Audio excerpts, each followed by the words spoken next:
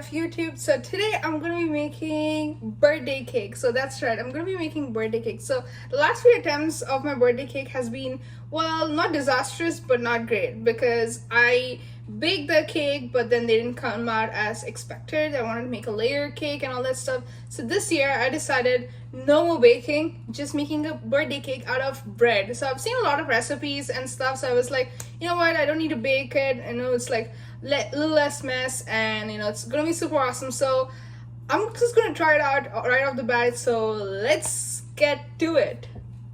So first you're gonna need a large bowl just like this one. I froze it just a little bit so that you get some the stiff peaks sooner. If you don't have the luxury of freezing it beforehand, that's pretty much okay. It just gives you a microsecond of effectiveness when you freeze it, but if you don't want to do it, don't do it. So you need whipping cream. So if you don't have whipped cream, you can also use this one.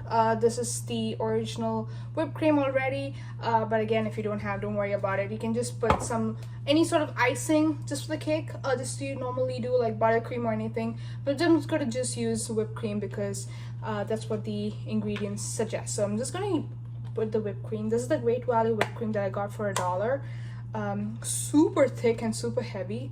It's like just like butter. So I'm just gonna put the whole thing in there. This is also the ingredient for my no egg sort of ice cream recipe, so I'm just gonna put that in there. Dunk the whole thing. I'm just gonna close it, and yep.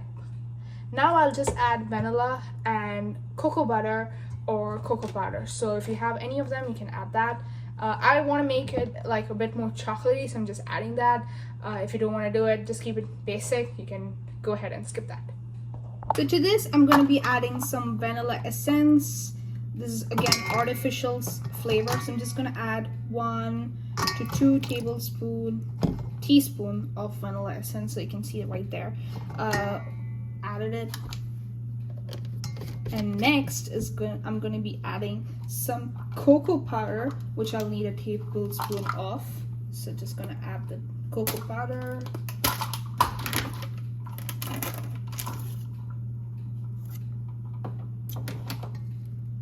Smells super good. So that's what's going to give you the chocolatey flavor to the whipped cream. If you want to add some more, you can go ahead and add some more, but no more than 2 tablespoons. Then it becomes really chunky, and the whipped cream doesn't have any stiff peaks. So to avoid that, just add just a little bit. Now I'm gonna add the main ingredient, which is sugar. Either you can add powdered sugar or just normal granulated sugar. Just make sure that the granules aren't big, because if it's big, then beating them is really hard. But if you don't want to add sugar, that's great as well. If you want to add some sweetener or artificial flavor, go ahead and do that, depending on whatever is available to you. And after this whole concoction, I'm just gonna blend it in and whip it up, and so that I get stiff peaks. What is stiff peaks? Well, watch it and find out. So gonna go ahead and whisk this guy.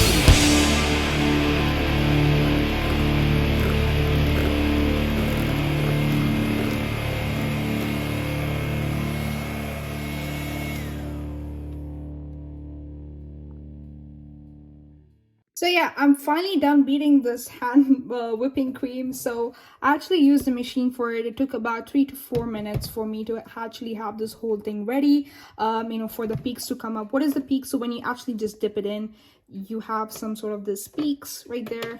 Those are the peaks, and they look really beautiful. There's another name for it. It's called the Swiss meringue method, so I use the same method for it. if you're whisking by hand, it takes about anywhere from 15 to 20 minutes. It's a really long process. Your arms are going to be super tired if you're doing it by hand. I've done it once, and I would not recommend it, but if you don't have any other option, it could take anywhere from 15 to 20 minutes. Can you put it in a blender or something? Sure, you can, but make sure that it doesn't become into butter. So that's one thing that, with heavy whipping cream, is that if you beat it too long, it actually converts into butter. So just be very patient with it, and also take breaks, go slowly in it, and you should be done with this. So I'm done with the whipping cream, which is essentially the main part of the ingredient of the whole cake. So you can actually add any sort of flavor. I added chocolate and vanilla, but you can go crazy with it. You can add strawberries, whatever, and make sure that it comes out a-okay. So again, with respect to chocolate, again, if you don't have almond bark or any sort of bark, you can either use chocolates, bigger chocolates like this. How much would you need? It depends on how much shavings you want on top of the cake. If it's actually a pretty large cake, you might need more than one for this, or in that case I would definitely recommend the bark. But let's just say you want to skip the entire thing. You can actually use these this frosting on top of it. Again, use just a chocolate buttercream, or just crumble up Oreos. Just go crazy with all the sorts of whatever you want customization. I would actually say if you have Oreos or some sort of biscuits, you can just put it up in a blender, just blend it up and just crumble it on top like graham crackers or Oreos, or literally any sort of cookies or biscuits, whichever one you want. Or my favorite, if you're super lazy, you can actually use sprinkles. These are chocolate sprinkles, so you can actually sprinkle them on top just to give you a really, really nice vanilla chocolate effect. I'm just gonna go ahead and grate it. Just grating it.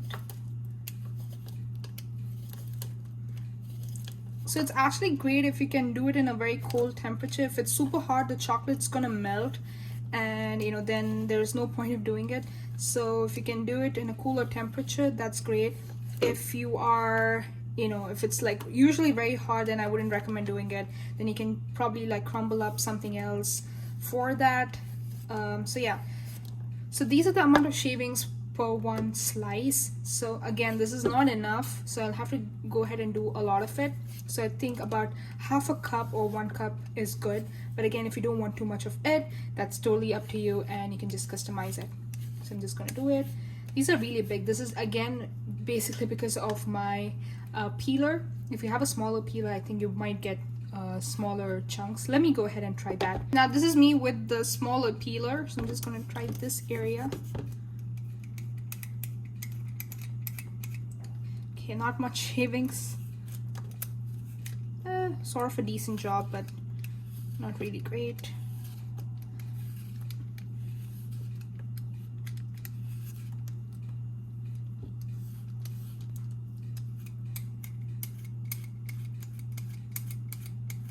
Okay, so the edges were great. I'm just gonna do that. So now I've gone ahead and shaved the entire chocolate. Not entirely, but at least a cup worth of chocolate. Again, you can reduce it, you can increase it depending on how much of chocolate you actually need the cake to be. So you can see how much I've shaved. This entire thing is like a circle, semicircle, because of the edge of the peeler. But I've gone ahead and done the whole thing. I've done the edges as well, just experimenting which side is longer, but doesn't matter. So if you just do like this, just flake it, it actually breaks down pretty easily. So if it's super big, don't need to worry about it. Just put your hand in there and it breaks up super easy. So yeah, this is the chocolate there. Again, because I live in California, it's super hot here. It's melted on my hand. That's why I said if you can do it in a much cooler region, or at a cooler temperature, go ahead and do that. Otherwise, it's gonna be really, really rough, and it's gonna essentially melt everything. So this guy doesn't actually melt that easily. But again, if you live in super hot conditions and stuff like that, I would definitely recommend you refrigerate this.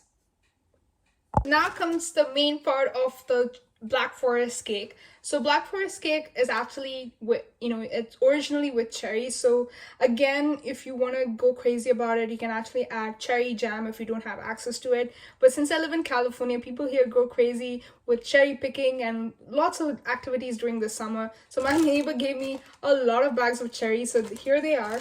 These are the, the purple color ones. They're red. There's also lighter color ones. Here, just a sec. Let me show you how much cherry she actually gave me. So needless to say, I have a lot of cherries. Here's one bag, here's another one, and here's the box. So again, different type of cherries, different type of color. Again, if you want to have the classic red cherries, I don't know where you have access to them, probably in supermarkets where this like artificially flavored, they're like super red.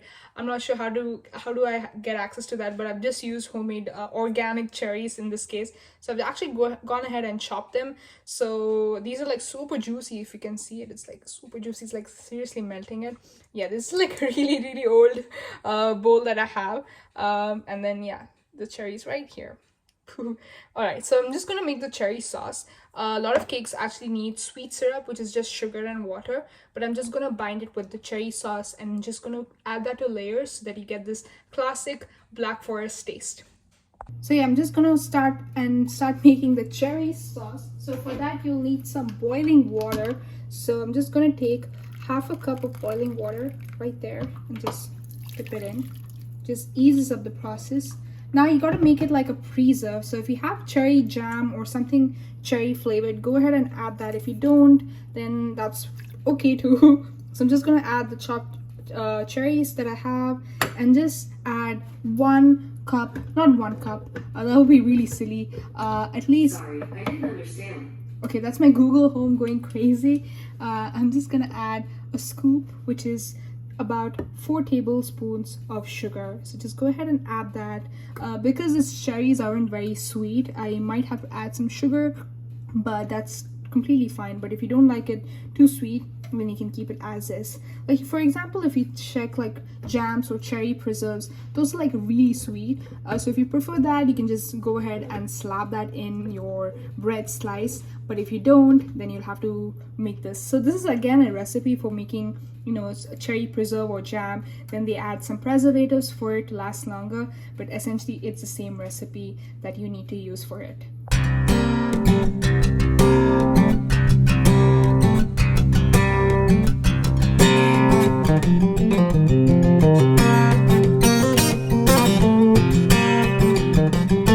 So yeah, now the cherry syrup is done.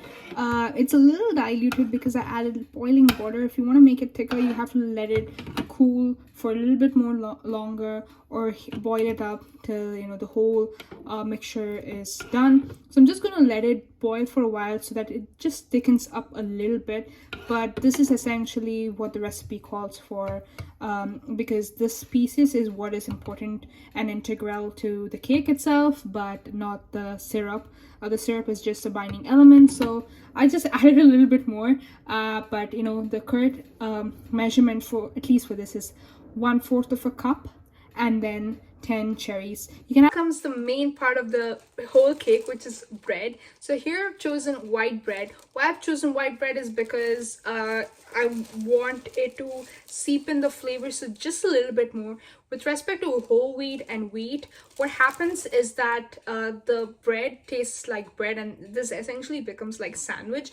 With respect to white bread, it's a little bit more nuanced. You don't actually taste like bread. It's more of a sponge cake consistency. So just use white bread instead. But if you're very health conscious, if you want to add like oatmeal or nuts or whole wheat, go ahead and add that, but it's not going to have the same taste as a real, like a sponge cake or some sort of cake that you actually go ahead and buy in the supermarket or make it yourself. So essentially you want to replicate the same essence and taste, so I would highly recommend white bread. But if you want to be a little bit more conscious with there's keto bread, there's lots of other kinds of bread, so you can go ahead and use that. But just a disclaimer, it's not going to taste the same. So with that, I'm just going to take some slices. For this, I believe 5 stacks is the correct size for it. If you want a bigger cake, you just go ahead and add them side by side. So essentially it's just going to be me eating this cake. So I'm just going to make a small one. So I'm just going to add 5 slices and stack it up right there. So let's go ahead and stack it. So there's one. So I'll probably have to remove this, but this is my favorite part of the bread, believe it or not. So I'm just going to incorporate that as well. So there's 1, 2, 3, 4, and 5. So there we go. You could probably add it a little longer. So essentially people use 16 slices, so they have 4 slices side by side and to create a huge cake, or like a sheet cake sort of consistency. So you can go ahead and add that if there's a lot more people who's gonna be willing to eat this cake. But in this case it's just me, and I'm gonna add whipped cream as well, so it's gonna just increase in height as well. So yeah. So yeah, this is my cake right there, just normal white cake. You can add some more. So this is essentially the height of the cake. I think this is good enough for one cake, but if you want to add more, you can just like replicate one side by side and create a huge cake, like I said. So but yeah, I'm just gonna go ahead and cut the edges. This part breaks my heart, but essentially that's what the recipe calls, because nobody likes this edges apparently, unlike me, but I get it because you want to have it as close as to a sponge cake. So I'm just gonna cut these slices. Wish me luck. So yeah, just gonna cut the slices.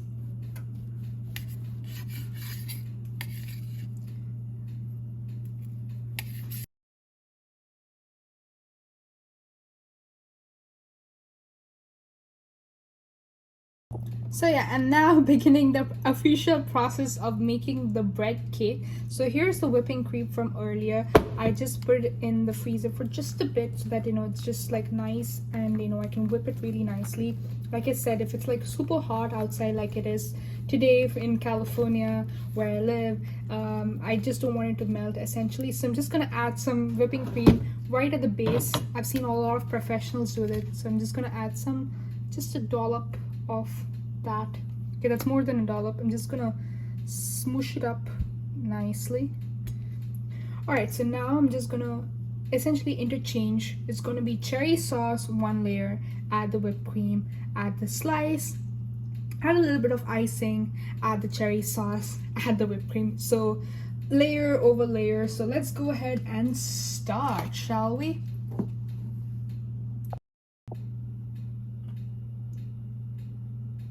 So taking the syrup and just putting it right there on the center. I have a brush, like a basting brush. I'm just gonna spread it up nicely. Okay, just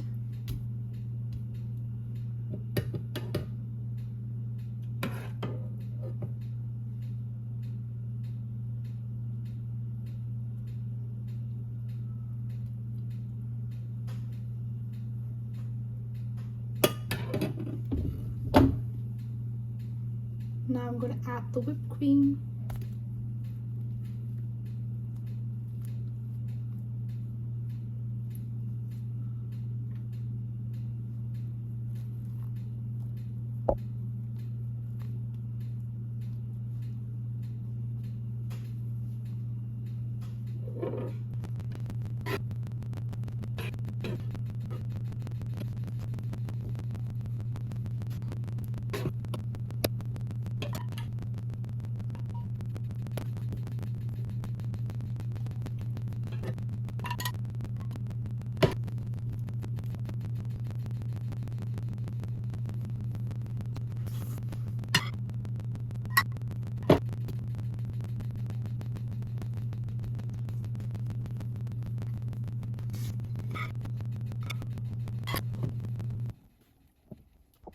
And of course, the last layer.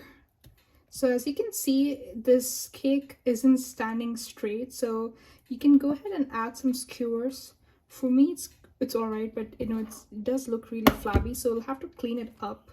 But you know, that's the most important part of the cake, so you just like do it. I'm just gonna start cleaning up, adding some cream to the sides, and then it'll start looking a little bit better. But yeah, if it's leaning to the side, it probably means that it needs some adjustments here and there. So go ahead and make some adjustments. Like I said, I show you the real part, including my failures, if it's coming out good. One thing that I do find with bread is that it's a little softer than cake, so it does disintegrate just a little bit faster if you were to add some layers and stuff like that, like I am right now. But as long as you're adding skewers and stuff, you want to build it up on the side, it should be fine. And yeah, so I'm just going to go ahead and slather more whipping cream, which is the fun part of the cake. So I'm just going to add that in, whatever is on the side. I know this doesn't look like a Black Forest cake. It's also like really flabby as well, but just go ahead and make those adjustments so that it looks a bit more square, like it is. So now sort of layered. Yeah, it's just that the pipe whip has a lot more air to be incorporated, so that's the reason it's like this, but it is what it is. It's a homemade cake. So I'm just going to add some chocolate that we grated earlier. So I'm just going to add that in, just top it nicely. So now it's sort of coming up together. So I'm just going to hide the floss with grated chocolate flakes. So yeah, just going to go ahead and do that. So it's replicated like a chocolate thing. You can go ahead and add some more on the side if you want. I'm just going to add some bit more here. Just going to rotate it real nice. If the cake is so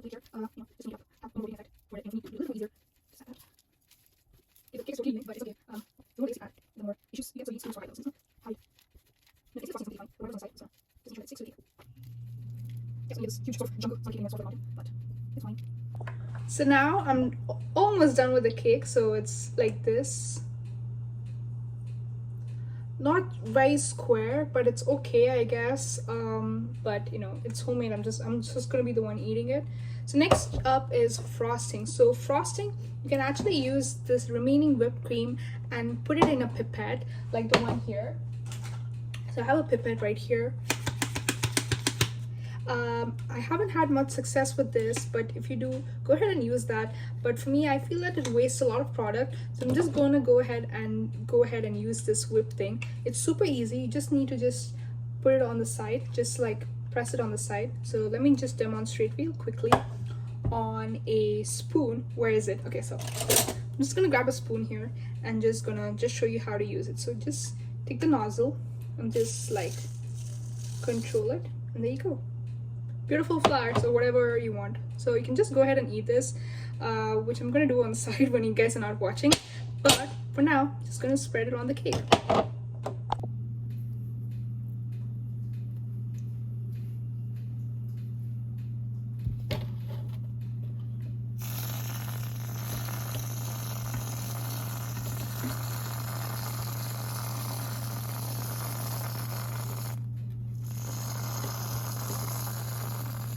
Okay, that looks so much better. And now to add it on the top. So in the top, again, on the 4 corners, I'm just gonna drag it.